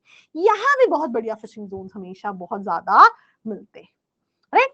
And one very important thing, जैसे आप देखोगे पेरुवियन कोस्ट पे यहाँ पे अपवेलिंग बहुत ज्यादा होती है, तो जब भी अपवेलिंग होगी वहां पे हमेशा ही आप देखोगे बहुत बढ़िया फिशिंग जोन होंगे। एंड नॉट ओनली हियर, आप देखोगे जहां ये कोल्ड करंट्स है वहां हमेशा ही फिशिंग जोन बहुत अच्छे होते हैं। उसका ना रीजन है, जैसे मैं आपको बहुत सिंप्लीफाई करके बताती हूँ, प्रीलिम्स में थोड़ा बहुत आपको काम आ सकता है, राइट। जैसे ना मान लो पोल्स की बात कर लेते हैं, कोल्डर रीजन्स की बात कर लेते हैं, सिंपल शब्दों में समझते हैं। कोल्ड रीजन्स में वाटर बीइंग डेंसर क्या करेगा, सिंक करेगा, राइट। सिंपल बता रही हूँ, एग्जैक्ट कॉन्सेप्ट नहीं बताऊंगी, वो हम ओशियोनोग्राफी में डिस्कस कर सकते हैं। पोल्स पे क्या होगा कि आपका जो है कोल्डर वाटर है, कोल्ड वाटर सिंक करेगा ना, यहाँ पे जब पानी सिंक किया यहाँ पे एक वॉइड क्रिएट हो जाएगा, इसको भरने के लिए आपकी ट्रॉपिक्स से या इक्वेटोरियल जोन से पानी आएगा। अब जब यहां से पानी आया, यहाँ एक वॉइड क्रिएट हो गया, इस वॉइड को भरने के लिए डीप वाटर ऊपर आता है।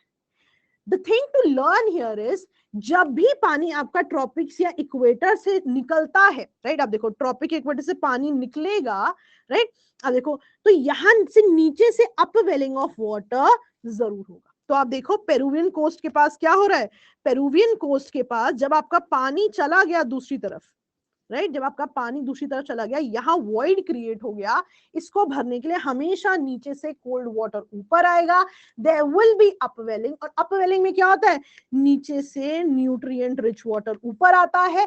जहां भी ये न्यूट्रिएंट रिच वाटर होगा वहां फाइटोप्लैंक्टन्स होंगे और वहां पे हमेशा ही फिशिंग जोन बढ़िया होंगे, right. Of course the conditions differ in El Nino La Nina, बहुत ज्यादा स्पेसिफिक चीजें होती है, बट हाँ आप इन जनरल ये चीजें जरूर लिख सकते हैं, राइट। तो यहां से आपका पेरुवियन करंट भी जुड़ा हुआ है, राइट। रादर आपको क्वेश्चन भी पूछते हैं कि वेस्टर्न कोस्ट पे आपको बहुत ज्यादा डेजर्ट्स क्यों मिलते हैं, तो आप लिखिए डेजर्ट मिल रहा है मतलब क्या है, रेन बहुत ज्यादा नहीं हो रही ना, प्रेसिपिटेशन बहुत ज्यादा है ही नहीं।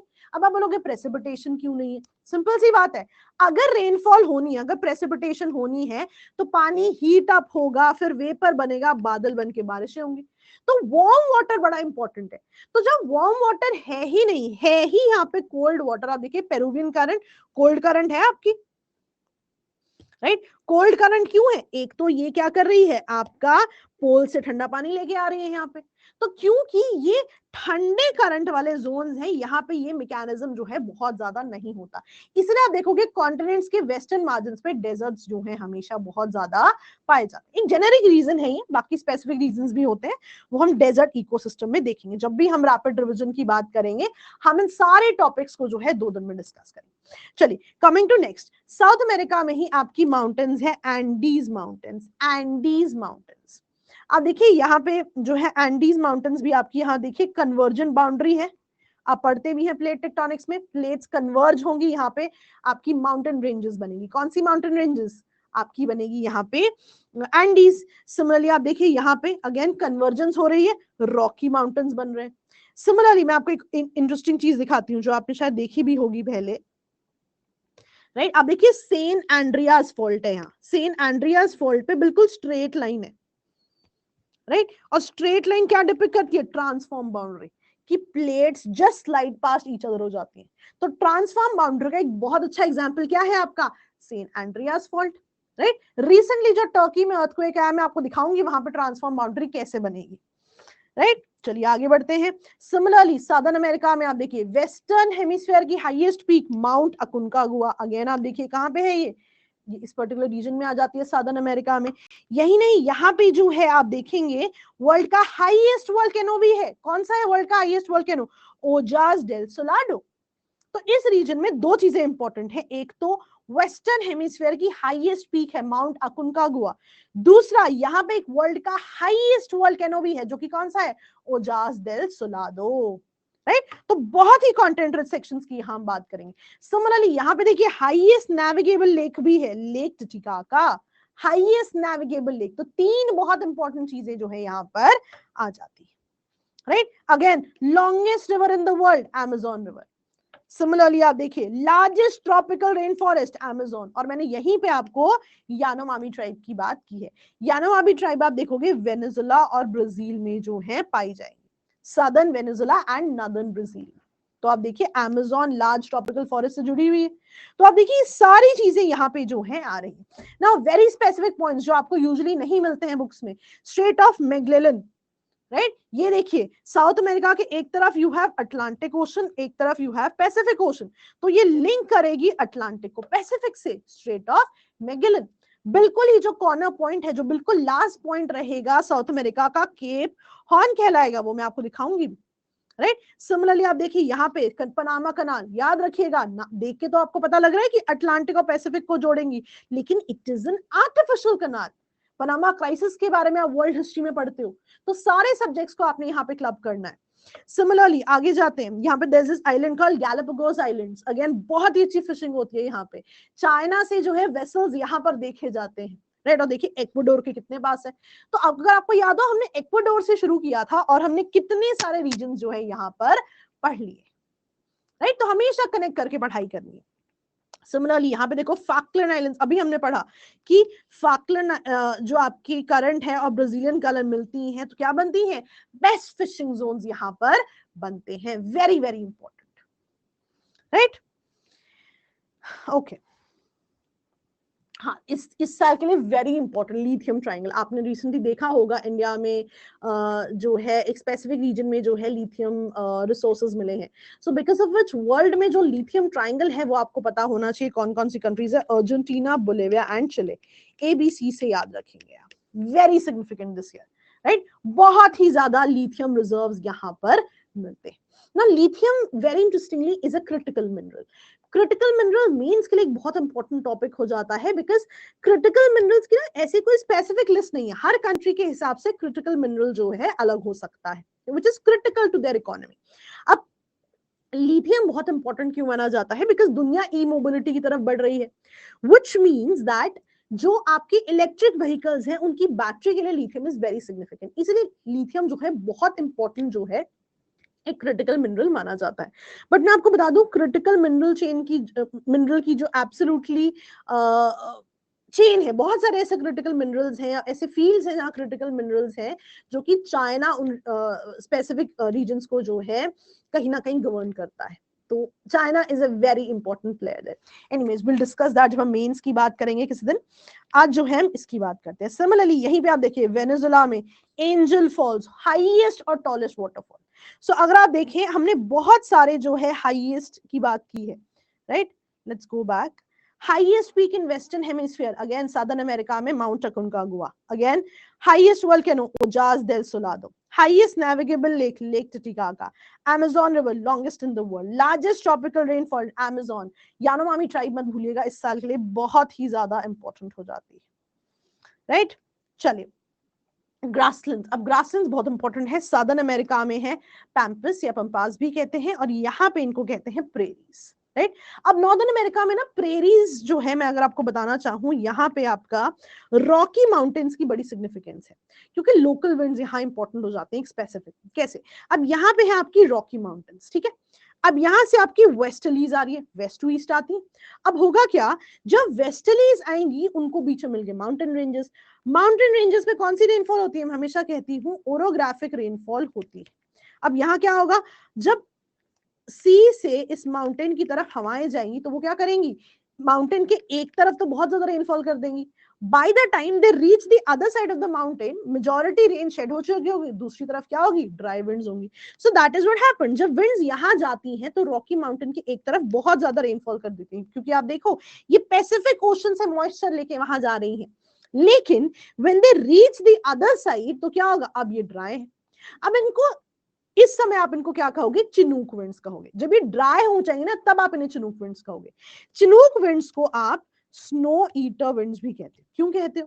तो बेसिकली सर्दियों में क्या होता है, प्रेरीज जो है यहाँ पे, राइट, अब देखो पोल से ठंडी हवाएं तो आ रही है, टेम्परेचर भी कम हो जाता है, तो इन पे ना बर्फ की लेयर जम जाती है, राइट। तो होगा क्या, जब ये ड्राई विंड्स इन पे आती है तो उस स्नो को ये मेल्ट कर देती है और ये रैंचेस जो है साल भर काम कर सकती है। सो बिकॉज स्नो जो रैंचेस पे है उसको ये जो है खत्म कर लेती है, इस वजह से इसको स्नो ईटर भी कहते हैं, राइट। और ये छोटी छोटी चीजें हैं जो पेपर में आती हैं। सिमिलरली हम सदर्न अमेरिका पे वापस आए, ये तो चलिए मैंने आपको वैसे बता दिया। तो पैंटेनल वेटलैंड्स बहुत इंपॉर्टेंट है, वर्ल्ड के लार्जेस्ट ट्रॉपिकल वेटलैंड्स है। लार्जेस्ट ट्रॉपिकल वेटलैंड्स ये जो है बी पे पाए जाते हैं, right. Brazil, Bolivia and Paraguay, Brazil, Bolivia and Paraguay. अब आप देखोगे ब्राजील, अभी भी हमने कहां पढ़ा था, जो हमने यानोमामी ट्राइब का घर पढ़ा था, वेनेजुला और ब्राजील में। बोलिविया हमने अभी कहां पढ़ा था, जब आपने पढ़ा था lithium triangle, Chile, Bolivia and Argentina. So this is Bolivia, not Brazil. Brazil हमने कहां पढ़ा था, यानोमामी ट्राइब के लिए। और नेक्स्ट ब्राजील आपने कहां पढ़ा है, पैंटेनल वेटलैंड्स के लिए, वर्ल्ड के लार्जेस्ट ट्रॉपिकल वेटलैंड्स है। सिमिलरली यहीं पे अगर आप देखें, इक्वाडोर के पास ही you have gulf of Guayaquil. Again gulf of Penas भी यहीं पर आती है, गल्फ ऑफ पीनास। क्यों दिखा रही हूं, हो सकता है आपको दोनों गल्फ जो है राइट टू लेफ्ट में आ जाए, तो आपको एग्जैक्ट पोजीशन नहीं पता होनी चाहिए, but right to left, left to right, कुछ ऐसी चीजें, या नॉर्थ टू साउथ आपको पता होनी चाहिए, राइट। सिमिलरली आप देखिए Valdes peninsula, right. Indian peninsula की बात करते हैं हम, साउदर्न इंडिया की जब हम बात करते हैं तो आप देखो तीन तरफ से पानी से घिरा हुआ है। तो अब आप देखो वाल्डेस पेनिनसुला तीन तरफ से पानी से घिरा हुआ है। हमेशा ना इंडिया के रेफरेंस में सोचोगे ना, आपको चीजों का मतलब पक्का ही पता लगेगा। सिमिलरली यहां खत्म नहीं हो रहा, केप हॉर्न, मैंने आपको बोला था जो इसका लास्ट पॉइंट है बिल्कुल, वो क्या होगा आपका, केप हॉर्न होगा। और आगे बढ़ते हैं, आप देखिए यहीं पर केप हॉर्न के बाद आपका आएगा ड्रेक पैसेज। ड्रेक पैसेज जो है आपका इनलैंड वाटरवे है, एक पैसेज है जो कि यूज किया जाता है, right, to traverse through the globe. अब डायरेक्ट क्वेश्चन आएगा, ड्रेक पैसेज किस किस के बीच में, तो आप बताइए, South America, Cape Horn and Antarctic Peninsula के बीच में Drake Passage. Similarly Mercosur, Mercosur भी एक ट्रेड ब्लॉक है जो कि अगर मैं आपको बताऊं Argentina, Brazil, Paraguay and Uruguay के बीच में है। फुल मेंबर्स हैं ये Argentina, Brazil, Paraguay and Uruguay. Venezuela full member था but has been suspended since December 2016। तो मर्कसर भी आपका जो है एक ट्रेड ब्लॉक है जिसके ये प्रेजेंट मेंबर्स माने जाते हैं। सिमिलरली आगे बढ़े तो योसेमाइट नेशनल पार्क भी बहुत ज्यादा न्यूज में रहा है इस साल। और ना यहाँ पे आप देखोगे येलोस्टोन नेशनल पार्क भी बड़ा न्यूज में रहा है, हम आगे भी देखेंगे, मैं येलोस्टोन के बारे में आपको कुछ एडिशनल चीजें भी बताऊंगी। अब क्योंकि अब हम इस रीजन पे आ चुके हैं, है ना, नॉर्दर्न अमेरिका, सदर्न अमेरिका की बात कर चुके हैं, एक स्पेसिफिक आइलैंड जो न्यूज में रहा है वो है हांस आइलैंड। ये डेनमार्क और कनाडा के बीच में जो है समय से डिस्प्यूटेड रहा है। तो recently they've struck a deal कि हांस आइलैंड के बारे में। अब डायरेक्ट क्वेश्चन आएगा पेपर में कि हांस आइलैंड किससे जुड़ा हुआ है, डेनमार्क एंड कनाडा। या फिर ऐसा आ सकता है कि रिसेंटली एक लैंडमार्क डील स्टक हुई है between Denmark and Canada about certain islands. कौन से आइलैंड है, Hans island. So Hans island, Kuril island, Natuna island, Pratas islands, Paracel, Spratly, ये सभी जो है कहीं ना कहीं डिस्प्यूट्स की बात करते हैं, right. 49th parallel, very very important, US और कनाडा के बीच में, राइट। हमने 38th पैरेलल भी पढ़ा था, तो ये कुछ कुछ स्पेसिफिक पैरेलल्स हैं जो मैप पर्सपेक्टिव से इंपॉर्टेंट हो जाते हैं। सिमिलरली आगे बढ़ते हैं डेजर्ट्स ऑफ द वर्ल्ड। अब हमने अटाकामा पैंटागोनिया देख लिया, हमने गोबी कराकुम कुजुलकुम भी देख लिया। अब यहाँ पे कुछ इंपॉर्टेंट डेजर्ट्स है, सोनोरा मोहावे, मैं आपको दिखाती भी हूँ, great basin Mojave Sonora and Chihuahua, great basin Mojave Sonora and Chihuahua. तो ना बेसिकली थोड़े सा मुश्किल लगते हैं देखने में, 2-4 बार पढ़ोगे ना पेपर में एग्जैक्टली ऐसे ही गाने की तरह याद आएगा, great basin Mojave Sonora and Chihuahua. तो sequence also becomes very very important, right. Next अगर आप देखें यहाँ माउंटेन रेंजेस कौन सी है, मैंने आपको बता दिया रॉकी माउंटेन्स है, राइट। अगेन आप देखिए यहाँ पे एपलेचन माउंटेन्स भी है। एपलेचन माउंटेन्स जो है आप कॉन्टिनेंटल ड्रिफ्ट थ्योरी में भी पढ़ते हो, जब आप कॉन्टिनेंटल ड्रिफ्ट थ्योरी की बात करते हो वहां पे आप बात करते हो कि बहुत सारे ऐसे माउंटेन्स थे जो कि यूएस में एपलेचन यही कंटिन्यू होते हैं, यूरोप में भी अगर इनको एक साथ जोड़ दिया जाए। तो एपलेचन माउंटेन्स जो है कॉन्टिनेंटल ड्रिफ्ट थ्योरी के लिए भी बहुत ही ज्यादा इंपॉर्टेंट हो जाते हैं, राइट। आई होप आपने कॉन्टिनेंटल ड्रिफ्ट थ्योरी जो है पढ़ी हुई है। सिमिलरली आगे अगर हम बढ़े ग्रेट लेक्स की बात करते हैं।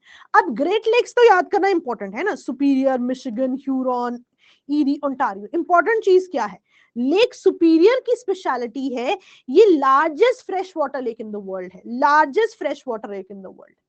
इनमें से मिशिगन जो है वो एंटायरली यूएसए में है, मिशिगन एंटायरली यूएसए में। हमें ग्रेट लेक्स आती होती है, ये पॉइंटर्स बहुत इंपॉर्टेंट है। बाकी जो बच जाती है, right, superior, Huron, Ontario, eerie, ये शेयर की जाती हैं बाय यूएसए एंड कनाडा। तो याद रखिएगा इकलौती लेक इनमें से जो कि एंटायरली यूएसए में है वो है मिशिगन। अगर इनमें से लार्जेस्ट फ्रेश वाटर लेक बोला जाए सुपीरियर, बाकी सारी जो बच गई दे shared by USA and Canada. मैं आपको बहुत इंटरेस्टिंग चीज बताती हूँ बेसिकली ना, चलो पहली चीज तो इंपॉर्टेंट है कि गल्फ ऑफ मेक्सिको है यहाँ, बट ना ग्रेट लेक्स की बड़ी सिग्निफिकेंस है। जैसे ना टेक्निकली होना क्या चाहिए कि मान लो ये आपका वेस्टर्न साइड है ना, अब यहाँ से वेस्टर्लीज आ रही थी, वेस्टर्लीज मॉइस्चर लेडन वेस्टर्लीज है, पैसिफिक से पानी लेके आ रही हैं, व्हिच मींस कि यहाँ पे सारी बारिश हो जाएगी ना। Bye the time these westerlies reach the other side बारिशें तो बचनी ही नहीं चाहिए क्योंकि मेजॉरिटी बारिश तो हो चुकी है। फिर भी आप देखते हो ईस्टर्न कोस्ट पे बहुत ज्यादा बारिश होती है।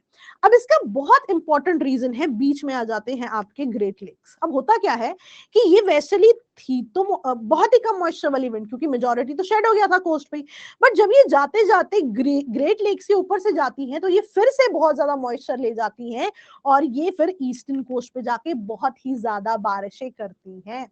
तो ग्रेट लेक्स की सिग्निफिकेंस बहुत ही ज्यादा इंपॉर्टेंट है, वर्ल्ड क्लाइमेट में इसको जो है पढ़ा जाता है। सारा कुछ जो है हम आपके 2 दिन के रैपिड रिवीजन में जो है डिस्कस करेंगे, right. Similarly Saint Andreas Fault, मैंने आपको बताया था कि इसी रीजन में एक सेंट एंड्रियास फॉल्ट है जो कि एक ट्रांसफॉर्म बाउंड्री है, where plates just slide past each other. बहुत ही ज्यादा अर्थक्वेक्स आते हैं इन रीजन्स में भी, राइट। ग्रासलैंड्स हमने पढ़ा, ये prairies, Pampas, very very important. Florida peninsula नहीं पूछा जाएगा, हाँ दिस इज वेरी इंपॉर्टेंट। जैसे मैंने आपको बताया था न्यू फाउंडलैंड मिलता है यहाँ पे, तो यहाँ से एक करंट, यहाँ से एक करंट, यहाँ पे जो है आपका बहुत ही अच्छा फिशिंग जोन होता है, मैंने आपको बताया था। तो Newfoundland is that particular region. तो कभी भी फिशिंग इंडस्ट्री पूछी जाए तो आपने इन रीजन्स को पक्का ही लिख कर आना है, वेरी वेरी सिग्निफिकेंट, राइट। अब Yellowstone National park, Yellowstone National Park बहुत इंटरेस्टिंग है बिकॉज ये मैंटल प्लूम्स की वजह से न्यूज में रहता है। तो मैंटल प्लूम्स क्या होते हैं, देखो इन जनरल तो अगर आप देखो तो वोल्केनोज प्लेट बाउंड्रीज पे बहुत ज्यादा पाए जाते हैं। Let's go back and see the diagram, या सो आप देखोगे कि ये जो प्लेट बाउंड्रीज हैं इन पे वोल्केनोज बहुत ज्यादा पाए जाते हैं। Now in certain conditions of course पाए जाएंगे, है ना, चाहे प्लेट कन्वर्ज हो जाए, डाइवर्ज हो, सॉरी प्लेट कन्वर्ज हो, डाइवर्ज हो, कोई ना कोई एक्टिविटी होगी, वोल्केनो जो है मैग्मा जो है बाहर आता है, आपने प्लेट टेक्टोनिक्स में पढ़ा होता है।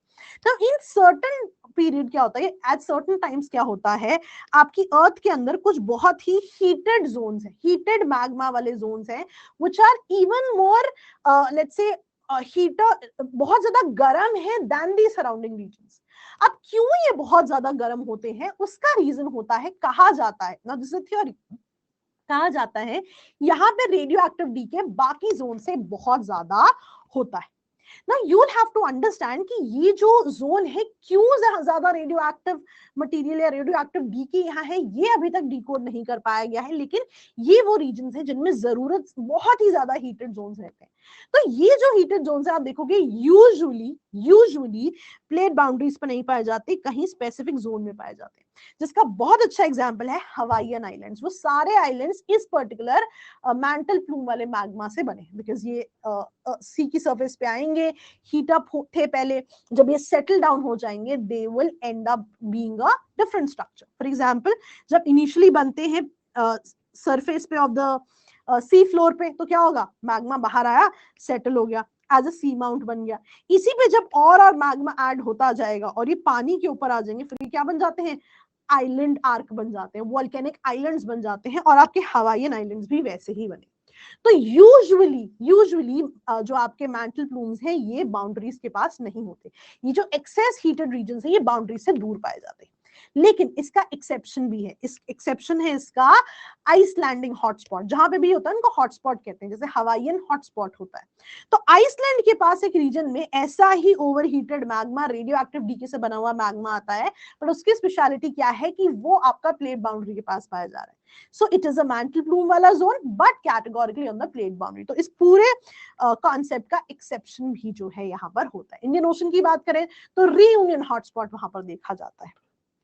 चलिए coming back to our entire thing, Florida Peninsula मैंने आपको बता दिया है। येलोस्टोन नेशनल पार्क क्यों न्यूज में था बेसिकली, अब ना इमेजिन करो कि ये आपका येलोस्टोन नेशनल पार्क की जमीन है, नीचे ओवरहीटेड मैग्मा है, तो इसने क्या किया है, इसकी जो क्रस्ट है उसको बहुत ज्यादा पिघला दिया है, कि अगर पहले क्रस्ट इतनी मोटी थी अब क्रस्ट जो है कम रह गई है, क्योंकि इतने हीटेड मैग्मा से क्रस्ट आपकी मेल्ट हो जाती है। That is why Yellowstone National Park बहुत ज्यादा न्यूज में रहता है।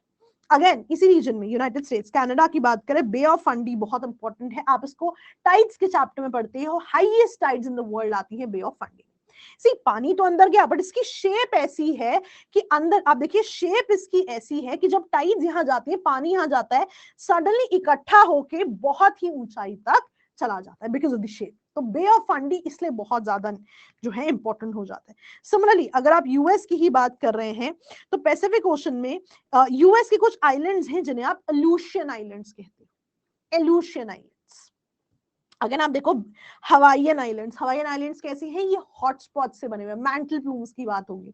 यहाँ पे देखो बहुत सारे वोल्केनोज भी हैं, राइट। अब आप देखोगे मोना लोआ बहुत इंपॉर्टेंट वोल्केनो है, इस साल न्यूज में रहा है, मोना की भी इस साल न्यूज में रहा है, इवन किलवा वोल्केनो भी न्यूज में है। तो तीनों ही वोल्केनिक हॉटस्पॉट्स जो है यहाँ पे इंपॉर्टेंट हो जाते हैं। तब यहाँ देखो कितने सारे वोल्केनोज यहाँ पर है, क्यों, ये रीजन ही वोल्केनिक रिजेस का है, ये रीजन ही आपका जो आपके मैंटल प्लूम्स है उसका reason, that is why it's very important.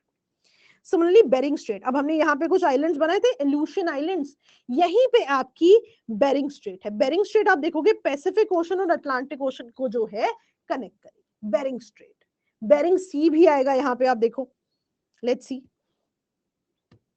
Bearing सी भी आएगा यहाँ पे, चाकी सी। सो एग्जाम में ये भी आ सकता है, बेरिंग सी को चाकी सी से जोड़ता है बेरिंग स्ट्रेट। इतना इजी सवाल नहीं आएगा क्योंकि बेरिंग स्ट्रेट अगर बेरिंग सी को ही ज्वाइन करेगा तो एक ऑप्शन तो आपका वहीं से निकल गया। तो हाँ, पैसिफिक टू आर्कटिक आंसर आ सकता है, that is possible. Similarly Hans island मैंने आपको बताया न्यूज में रहा है, डेनमार्क और कनाडा ने रिसेंटली डील स्टार्ट की है, that has been discussed. Now coming to your Asian, Russia वाला जो आपका रीजन है, यहाँ पे ट्रांसनिस्ट्रिया रीजन जो है बहुत ज्यादा न्यूज में रहा है, राइट। तो आप देखिए ब्लैक सी के पास है कहीं ना कहीं, तो ब्लैक सी के पास आप देखिए रिपब्लिक ऑफ मोल्डोवा में ट्रांसनिस्ट्रिया रीजन है। डायरेक्ट क्वेश्चन आते हैं, राइट। और सिर्फ यही रीजन नहीं है, आप देखिए यहीं पे अगर हम बात करें तो बहुत सारे और भी रीजन्स हैं, जैसे यहाँ पे आप देखिए Kherson is very important, black sea के आप देखिए, ब्लैक सी के रेफरेंस में देखिए Kherson is very very important. Then ये जो आप जेड से नाम देख रहे हैं ये न्यूक्लियर पावर प्लांट का नाम है, तो ऐसा भी नाम आ सकता है। और खेरसो, ट्रांसनिस्ट्रिया, स्नेक आइलैंड बहुत ज्यादा न्यूज में रहा है। तो खेरसो में आप देखोगे कि रिसेंटली वहां की प्रॉक्सी गवर्नमेंट ने कहा था कि रशियन सिटीजनशिप वहां पर दी जाएगी, है ना। बट अगेन एग्जाम पर्सपेक्टिव से क्या इंपॉर्टेंट है, A the region is important, B आपको ये भी पूछा जा रहा है कि क्यों ये जो है न्यूज में था। तो तीन रीजन इंपॉर्टेंट है, Kherson, Transnistria and snake island. Snake island में आपको दिखाती हूँ, इसका नाम ना जिम्नी आइलैंड भी है। तो यहाँ पे दिया नहीं हुआ है, बट आप याद कर लीजिए, एक आइलैंड का नाम आपका जिन्नी आइलैंड भी, that's also very very important. अब क्योंकि ब्लैक सी को आप रेफर कर रहे हो, आप देखिए ब्लैक सी के आसपास का रीजन है, तो आप याद रखिएगा एक है आपकी Kerch strait. Kerch strait C of Azov को ब्लैक सी से जोड़ती है। Kerch strait C of Azov को ब्लैक सी से जोड़ती है। So sea of Azov, Kerch strait, black sea. पर ब्लैक सी के आगे भी वाटर बॉडीज जो इंपॉर्टेंट हो जाती हैं। आप देखिए ब्लैक सी से एक वाटर बॉडी है, दूसरी वाटर बॉडी है सी ऑफ मार्मरा, तीसरी वाटर बॉडी है एजियन सी। तो आप ध्यान रखेंगे ब्लैक सी को सी ऑफ मार्मरा से यहां पे जोड़ती है Bosphorus strait, B for black sea, B for Bosphorus. Black sea को सी ऑफ मार्मरा से जोड़ती है बॉस्फोरस स्ट्रेट, और सी ऑफ मार्मरा को एजियन सी से जोड़ती है डार्डनल स्ट्रेट, डार्डनल स्ट्रेट। तो तीन स्ट्रेट्स इंपॉर्टेंट है, आप देखो, एक तो कर्च स्ट्रेट इंपॉर्टेंट है जो सी ऑफ अजोव को ब्लैक सी से जोड़ेगी, दूसरी ब्लैक सी को ही आगे कंटिन्यू करते हुए ब्लैक सी को सी ऑफ मार्मरा से जोड़ती है Strait of Bosphorus Strait, C of Marmara को एजियन सी से जोड़ती है Strait of Dardanelles. Very very important. Similarly अब कुछ रीजन्स और इंपॉर्टेंट हो जाएंगे, जैसे हम रशिया की बात कर रहे हैं तो यूराल माउंटेन्स इंपॉर्टेंट हो जाएंगे। यूराल माउंटेन्स एक नेचुरल डिवाइड बनाते हैं यूरोप और एशिया के बीच में। जो एशियन रशिया है, आपने देखा भी होगा, उसको साइबेरिया भी कहा जाता है ना। और जो बिल्कुल फार ईस्ट ऑफ द साइबेरिया, मैं आपको दिखाऊं, जो एशिया का, सॉरी,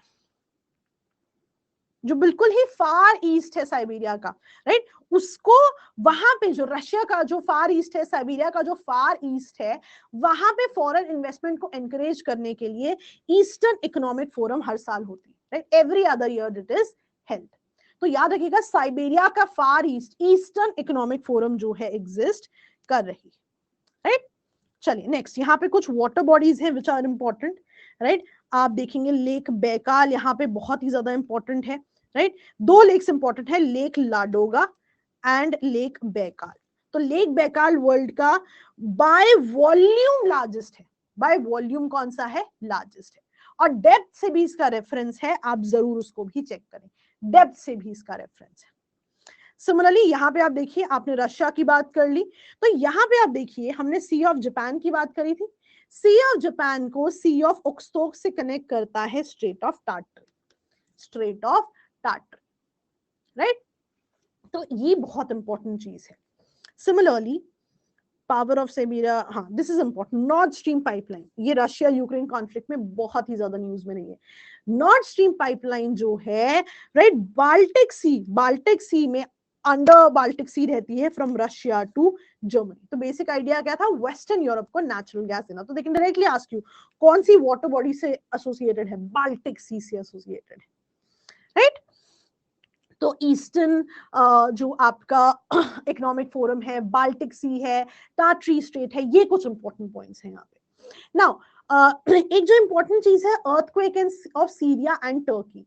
ना यहाँ आपने एक चीज याद रखनी है, देखो टर्की एनीवे जो है बहुत ज्यादा अर्थक्वेक प्रोन रीजन है। रीजन देयर बीइंग आपको पता है, Eurasian plate, African plate, Arabian plate constantly जो है एक दूसरे से टकरा रही है, तो ऑफकोर्स टकराएंगी, एनर्जी रिलीज होगी, अर्थक्वेक तो आने की पॉसिबिलिटी है। यहाँ पे इंपॉर्टेंट है आपका Anatolian block. By the way मैं आपको बता दूं, यूपीएससी ने सवाल पूछा हुआ है एनाटोलियन रीजन पे, तो उस समय it might have been news, और आज भी दोबारा न्यूज में है बिकॉज ऑफ टर्की। अब एनाटोलियन ब्लॉक की स्पेशलिटी क्या है अगर मैं आपको बताऊं, यहाँ पे दो फॉल्ट्स हैं, north Anatolian fault and east Anatolian fault, है ना। अब फॉल्ट की सिग्निफिकेंस में ईस्ट एनाटोलियन फॉल्ट की सिग्निफिकेंस है, कैसे, देखो अब ये है अरेबियन प्लेट और यहाँ पे है ईस्ट एनाटोलियन फॉल्ट, तो फॉल्ट है कुछ ऐसा एग्जिस्ट करेगा। अब यहाँ पे अरेबियन प्लेट जो है इनकी तरफ जा रही है, तो होता क्या है, अरेबियन प्लेट से बिल्कुल नहीं टकरा सकता ये, बिकॉज ये प्लेट की तरह नहीं है, फॉल्ट है। तो क्या होगा, फॉल्ट के साथ जब अरेबियन प्लेट टकराएगी तो अरेबियन प्लेट जो है will just slide past this, Arabian plate converge नहीं करेगी। बहुत जगह आपने देखा होगा, लिखा हुआ है कि कन्वर्ज करिए, ध्यान रखिएगा कन्वर्जेंस नहीं है, ये एक फॉल्ट है, ईस्ट एनाटोलियन फॉल्ट। इससे जब अरेबियन प्लेट टकराएगी तो बेसिकली ऐसे होगा, ये आपका फॉल्ट है, यहां से आपकी अरेबियन प्लेट टकराएगी। तो बेसिकली कन्वर्जेंस वाला चीज नहीं है, ये स्लाइड पास्ट ईच अदर करेगी और ये क्या बनाएगी, ट्रांसफॉर्म बाउंड्री बना देगी। सो ये आपका ईस्ट एनाटोलियन फॉल्ट है और ये आपकी अरेबियन प्लेट है। और जब इस तरह का असेंस होगा वहां पे जो अर्थक्वेक आएगा उसको स्ट्राइक स्लिप अर्थक्वेक कहते हैं। तो जब भी आप टर्की के रेफरेंस की बात करेंगे, आप टर्की अर्थक्वेक की बात करेंगे, तो आप ट्रांसफॉर्म बाउंड्री और स्ट्राइक स्लिप अर्थक्वेक की जो है बात करेंगे। अब टर्की की स्पेशलिटी क्या है, ये एक ट्रांस कॉन्टिनेंटल कंट्री है, यानी कि ये 2 कॉन्टिनेंट्स में जो है लाई करती है। आप इसको पता करें कौन से 2 कॉन्टिनेंट्स की बात करें। एंड आपका असाइनमेंट है, आप चेक करेंगे क्या रशिया भी ट्रांस कॉन्टिनेंटल कंट्री है। बहुत स्पेसिफिक असाइनमेंट है, आप इसको चेक करिएगा, आपको अलग तरीके से क्लैरिटी होगी about transcontinental. Similarly Turkey, Turkey पे क्वेश्चन आया हुआ है पहले यूपीएससी में, टर्की कौन सी 2 वाटर बॉडीज के बीच में है, तो Black Sea and Mediterranean Sea, direct question पूछा हुआ है यूपीएससी।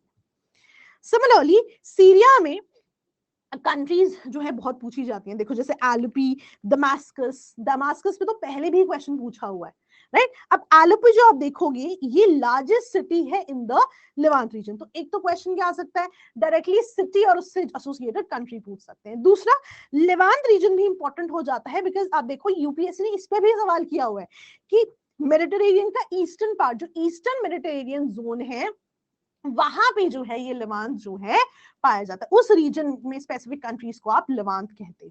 तो Levant is also important because UPSC ने पूछा हुआ है, एलपी पे भी पहले पूछा हुआ है, so this also becomes very very significant, right. Rather अगर मैं आपको बात करूं यहाँ पे, अगर हम सीरिया की बात करते हैं, जैसे मैंने आपको बताया भी था कि उससे रिलेटेड हकी पिक्की ट्राइब जो है इस बार न्यूज में है, क्योंकि वहां से आपने देखा भी होगा न्यूज में ऑपरेशन कावेरी के द्वारा लोगों को वापस लाया जा रहा है, तो of course the operation becomes important.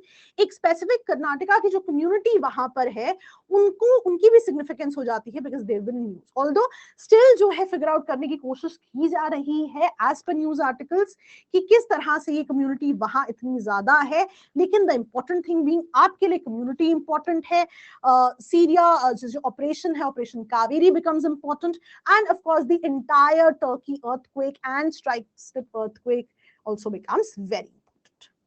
So idea simple था, बहुत सारी इंपॉर्टेंट प्लेसेस हमने देखी, आइडिया था एक नई अप्रोच डिस्कस करने का कि किस तरह से जो है हम मैप्स को जो है rather then reading them blindly places in news, थोड़ा होलिस्टिक होके पढ़ सकते हैं। तो I hope that the session was useful for all of you. I hope that we'll be able to connect more, और ऐसे ही बहुत सारे sessions जो हैं हम करते रहेंगे। I think that's all for the day. Anybody, any questions, any concerns? I hope that the class was useful for all of you. I think yeah, that's it. And I'll see you again some other day. ऐसी information के साथ आपके साथ connect करते रहेंगे। All the best, all the very best for prelims this year. Rapid revision में मिलते हैं 2 दिन में, हम पूरी की पूरी geography, current affairs, static part, everything starting from maps to tribes in news to rivers in news to the entire concept starting from plate tectonics, jet stream, सब कुछ जो है हम डिस्कस करेंगे। So see you in rapid revision. All the best. That's all from my end. Bye bye.